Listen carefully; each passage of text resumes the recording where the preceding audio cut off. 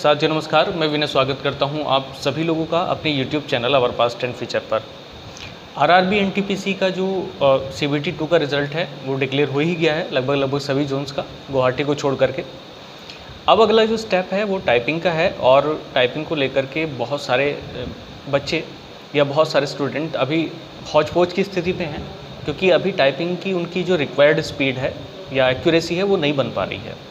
तो मैं कुछ ऐसे ही पॉइंट आप लोगों के साथ अपने पुराने अनुभव के आधार पर शेयर कर रहा हूँ, जिनको आप लोग अपना करके अपनी टाइपिंग स्पीड को और एक्यूरेसी को थोड़ा सा इम्प्रूव कर सकते हैं।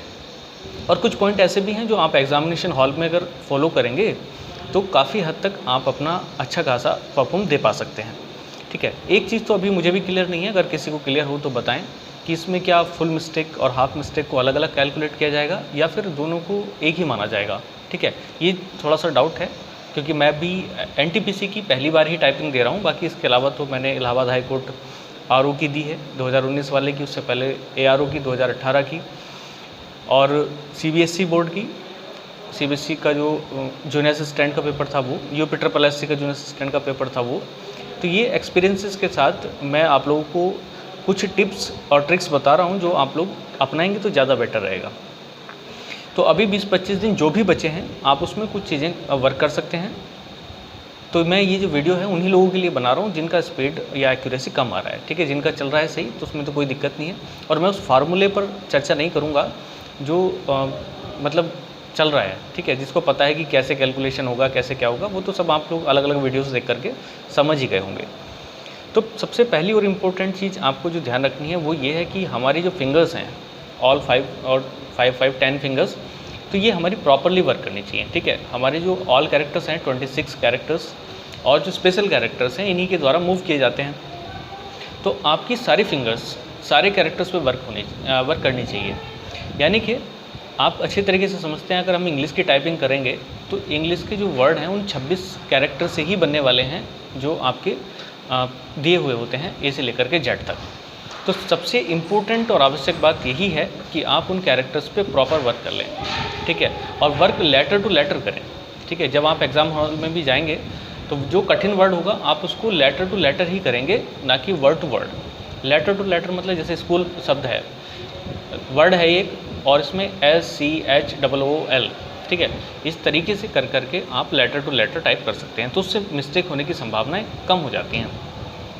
तो सबसे पहला और इम्पोर्टेंट बात यही है कि आप वर्ड टू वर्ड टाइपिंग ना करें, letter to letter typing start करें, और जैसे ही आपका ग्रिप उस पर बनने शुरू हो जाए मैटर पे तो फिर आप वर्ड टू वर्ड टाइप कर सकते हैं। ठीक है, फिर जैसे दिस इज़ आप बोलते जाएंगे और आपकी जो स्पेलिंग्स हैं वो आपकी याद रहेंगी और आप काम करते जाएंगे। ठीक है, तो पहली चीज़ तो ये है। दूसरी बात कि जब आप टाइपिंग कर रहे होते हैं तो उन 26 के 26 लेटर पे आपकी प्रॉपर ग्रिप नहीं हो पाती है, क्योंकि जो नॉर्मल आप पैरा कहीं से भी लेते हैं तो उसमें जो ऐसे कैरेक्टर्स होते हैं जो बहुत रेयर केस में यूज़ होते हैं, जैसे Q हो गया, U हो गया, तो वो क्या करते हैं बाद में हमारी टाइपिंग को थोड़ा सा अटका करके रखते हैं।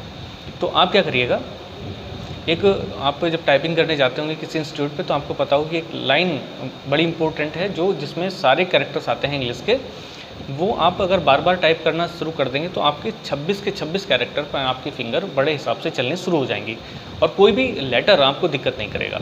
तो वो लाइन क्या है मैं आपकी स्क्रीन पर भी लिख दे रहा हूँ और आप लोग उसको एज इट इज़ उतार करके प्रैक्टिस कर सकते हैं। आप किसी भी वर्ड पैड में, नोट पैड में, जहाँ भी आपका मन करे वहाँ पर ये दिन में प्रैक्टिस कर लें 10-15 मिनट करके। तो ये लाइन है, मैं the quick brown fox jumps over the lazy dog. The quick brown fox jumps over the lazy dog. ठीक है, तो ये आप स्क्रीन पर भी देख रहे होंगे। तो ये लाइन अगर आप लोग कर लेंगे तो 26 के 26 लेटर आपके परफेक्ट हो जाएंगे। तो यहाँ पे भी आपको ये ध्यान रखना है। और जब आप एग्ज़ाम हॉल में भी जाएंगे तो आपको 5 मिनट टाइपिंग के टेस्ट के लिए दिए जाएंगे, मतलब पहले हमेशा दिए जाते हैं हर एग्ज़ाम में। तो वहाँ पर आपको क्या करना है, इन्हीं लेटर्स को एक बार टाइप करके ज़रूर देख लेना है। कारण उसके पीछे ये लॉजिक है कि जब आप वहाँ पे करेंगे तो आपको वहाँ पर सारे बटन प्रेस करके चेक हो जाएंगे। ठीक है, वरना बाद में जब आप टाइपिंग एक बार स्टार्ट कर देते हैं तो रिप्लेसमेंट में बहुत दिक्कत आती है। तो बेहतर है कि आप लोग जो काम बाद में करना है वो पहले ही कर लें तो ज़्यादा सही है। तो जो मैटर है वो तो दिया हुआ है, वो तो आप करें, कोई दिक्कत नहीं है, लेकिन एक बार ये मैटर ये लाइन पूरी टाइप करके ज़रूर देख लें, उसमें भी जब आपका प्रैक्टिस सेशन होगा, ठीक है, जो लाइन अभी बताई है वही लाइन। तो उससे दो शिकार हो जाएंगे, एक तो आपकी सारी रिकॉल हो जाएंगे सारे लेटर्स, और दूसरी बात कोई बटन प्रेस तो सही से हो रहा है कि नहीं हो रहा है उसका भी आइडिया आपका यहीं से लग जाएगा। बाकी एक दो कोई होता है तो वो तो आप एडजस्ट कर भी सकते हैं, लेकिन इन 26 कैरेक्टर वाले जो कीज़ हैं उनको आपको प्रॉपर तरीके से करना पड़ेगा। मेरी बात अगर आपकी समझ में आ रही है तो बहुत बात है, सारे जो पॉइंट्स हैं वो आपके प्री एग्ज़ाम भी इम्पोर्टेंट हैं और ड्यूरिंग द एग्ज़ाम भी इम्पोर्टेंट हैं। तो इन सभी चीज़ों को आप फॉलो कर दीजिएगा। पहली बात कैरेक्टर टू कैरेक्टर टाइपिंग करनी है। दूसरी बात कि जो लाइन मैंने अभी बताई है इस पर आपको डेली प्रैक्टिस करनी है, और जब 15-20 दिन आप प्रैक्टिस करेंगे तो आपकी जो इक्वल ग्रिप है लेटर टाइप करने की वो आपकी ऑटोमेटिकली बढ़ जाएगी। इसके साथ एक काम और कर सकते हैं कि आप मैटर को टाइप करें, और जैसे JR में होता है कि आप उन गलतियों को देखें कि किन किन जगहों पर हमारी गलतियाँ हो रही हैं, ठीक है।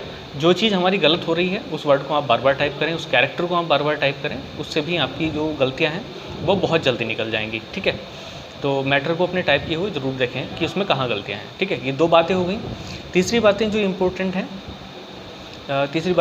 है वो ये है कि जो प्रैक्टिस जिस पैटर्न पे मांगा जा रहा है आपको वैसे ही प्रैक्टिस करनी है, ठीक है, उसके अलावा नहीं। जैसे यहाँ पे बैक स्पेस लॉक करके आप प्रैक्टिस कराई जाएगी तो आप बैक स्पेस लॉक करके ही करें, ऐसे नहीं कि आप कैसे भी करते जा रहे हैं, क्योंकि एग्ज़ाम से 20-25 दिन पहले जब आप टाइपिंग करते हैं तो अकॉर्डिंग टू तो फॉर्मेट होनी चाहिए।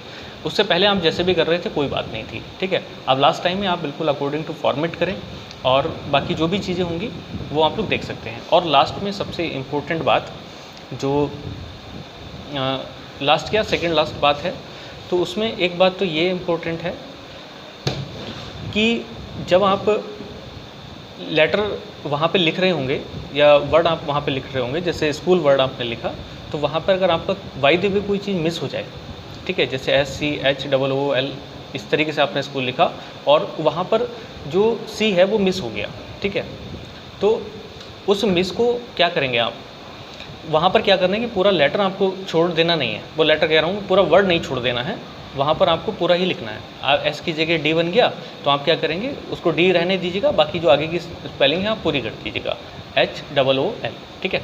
इस तरीके से कोई भी चीज़ आपकी गड़बड़ नहीं होगी।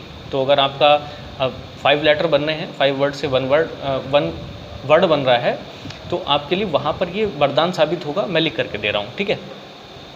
तो चौथी बात आपको समझ आ गई होगी कि वर्ड अगर आपसे कोई एक लेटर गड़बड़ दब जाए तो आप ऐसा नहीं है कि उस पूरे वर्ड को लीव करके आगे चले जाएं, तो वहाँ पे आपके 4-5 स्ट्रोक और गलत हो जाएंगे, ठीक।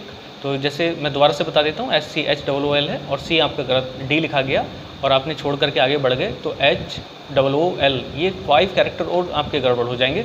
तो आप उस कैरेक्टर को छोड़िएगा नहीं, उसको प्रॉपर तरीके से पकड़ के रखिएगा और हैंडल करिएगा।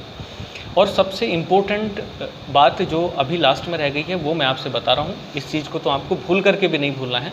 वो ये बात है कि जब आप एग्ज़ामिनेशन हॉल में बैठेंगे तो हेजिटेशन बहुत होती है और बच्चों का थोड़ा सा मनोबल भी डाउन उस समय हो जाता है कई बार, अन्य लोगों की स्पीड देखने के बाद। तो उसमें क्या करना है आपको कि गलतियों की संभावना बढ़ जाएगी, आप अच्छे तरीके से समझते हैं, और एक बार आपकी गलतियाँ बढ़ गई तो आपके ऊपर इतना ज़्यादा प्रेशर बन जाएगा कि वो प्रेशर आपसे झेलना भारी पड़ सकता है। हालांकि 10 मिनट का है, आप उसको कंट्रोल कर सकते हैं, लेकिन फिर भी बेहतर ये है कि आपकी जो पारी है वो बेहतरीन स्टार्ट हो, स्मूथ स्टार्ट हो। तो उसके लिए क्या करना है आपको, टाइपिंग करने से पहले जब आप टाइपिंग कर रहे होंगे, क्योंकि आपको पहली लाइन आपको दिख जाएगी, तो पहली लाइन को पहले बारीकी से 2 से 3 बार पढ़ लीजिएगा। जब 2 से 3 बार आप उसको पढ़ लेंगे तो वो दिमाग में आपके बिल्कुल फिट बैठ जाएगी। एकदम से टाइपिंग स्टार्ट ना करें, उसके लिए 5-10 सेकंड का टाइम दें और उसको 2 से 3 बार लगातार पढ़ें और उसको देखें कि क्या लाइन कहना चाह रही है, ठीक है। तो बस वो अगर आपको पता है कि दिस इज़ अब हॉर्स बॉय जो भी है वो आप लाइन आपके दिमाग में बैठ जाएगी, तो आपकी जो है स्टार्टिंग बड़ी स्मूथ होगी, वो हेजिटेट वाली जो टाइपिंग है वो आपकी नहीं होगी। और एक बार आपकी स्मूथ स्टार्टिंग हो गई तो मैं समझता हूँ कि बात का जो प्रेशर है वो आप ऑटोमेटिकली झेल सकते हैं, ठीक है। तो एक लाइन भी कर सकते हैं और अगर आपकी क्षमताएं अगर थोड़ी सी ज़्यादा हैं तो एक से लाइन ज़्यादा भी आप उसको कवर कर सकते हैं। तो मेरी बात अगर आपको प्रॉपर तरीके से समझ आई हूँ तो बहुत अच्छी बात है। बाकी जिनकी स्पीड सही है और जिनका एक्यूरेसी भी सही है उसमें तो कोई दिक्कत या दो राय है ही नहीं, वो उसको एडजस्ट कर सकते हैं। लेकिन जिन लोगों के साथ ये समस्याएं हैं, इन 5 के 5 पॉइंट पे आप फोकस करिएगा और मैं श्योरली कहूँगा कि आप लोगों का जो इम्प्रूवमेंट है वो डेफिनेटली देखने को मिलेगा। और इस ड्यूरेशन में जो 20-25 दिन का टाइम है, इसमें आप अच्छी खासी स्पीड और एक्यूरेसी गेन कर सकते हैं, ठीक। और इसको लगातार फॉलो करना है और बिना किसी प्रॉब्लम के। और एक चीज़ और, काफ़ी बच्चे इस बात के लिए भी प्रेशराइज कर रहे थे कि कितने ऊपर तक के बच्चों को टाइपिंग करके देनी चाहिए। तो मैं तो वही ये कहता हूँ कि अगर आप बिल्कुल क्वालिफाई हैं, चाहे बिल्कुल जड़ में ही हैं, आप टेंशन ना लें, टाइपिंग दें ईमानदारी से, बाद में काम देगी। अपनी पिछली टाइपिंग एक्सपीरियंस अब काम दे रहा है, अब बाल आगे काम देगा। तो छोड़ना किसी को नहीं है, टाइपिंग को रेगुलर करते रहना है और देना भी है, ठीक है। और पूरी शिद्दत के साथ देना है। आप इस बात पे बिल्कुल टेंस मत होइएगा, ठीक है। तो बस मुझे जितना एक्सपीरियंस अपना था वो मैंने आप लोगों के साथ शेयर किया। लास्ट टाइम में यही चीज़ें हम ऐड करते हैं अपनी टाइपिंग स्ट्रेटजी में, तो आप लोग भी इसको शेयर करिएगा और अप्लाई करके देखिएगा, ठीक है। तो चलिएगा, जैसा भी होगा नेक्स्ट टाइम पे हम लोग फिर मिलेंगे। और जो भी प्रॉब्लम रह गई आप कमेंट बॉक्स में नीचे बता सकते हैं, मैं फिर अगली वीडियो के साथ उसको आपके साथ शेयर कर दूंगा और जैसा भी होगा देखा जाएगा। तो चलिएगा, नेक्स्ट वीडियो के साथ फिर मिलेंगे, तब तक के लिए धन्यवाद। जय हिंद।